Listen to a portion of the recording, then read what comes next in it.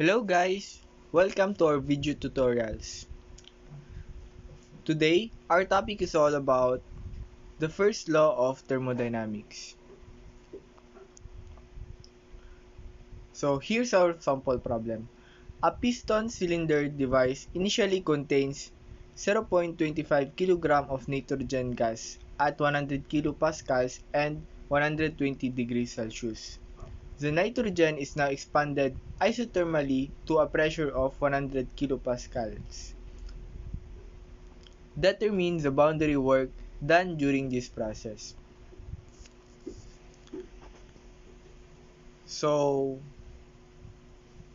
we have our given here for mass 0.25 kg and the pressure 1 and pressure 2, 130 and 100 kilopascal, and our temperature 120 degrees Celsius, plus our gas constant because we will using the formula for ideal gas equation. So now, to find the boundary work, we will find first the volume because that is missing in our given. So,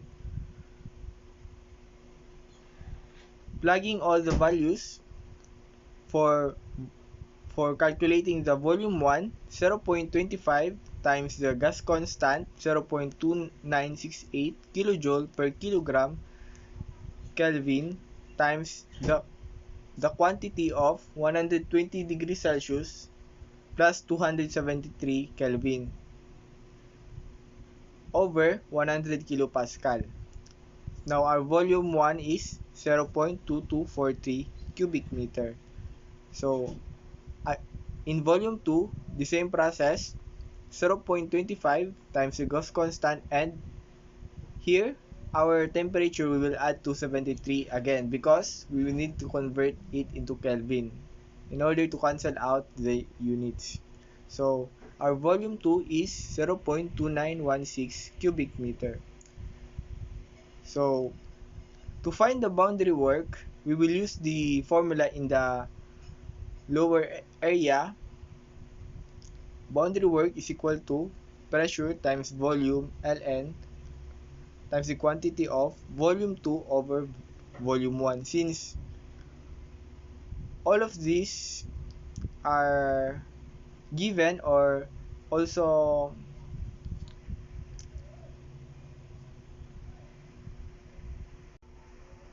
given here in our problem, so we will just plug in all the values. 100 kilopascals times 0.2243 cubic meter times Ln of the quantity of volume 1 over volume 2 over volume 1. So we have our final answer here, 7.65 kilojoules.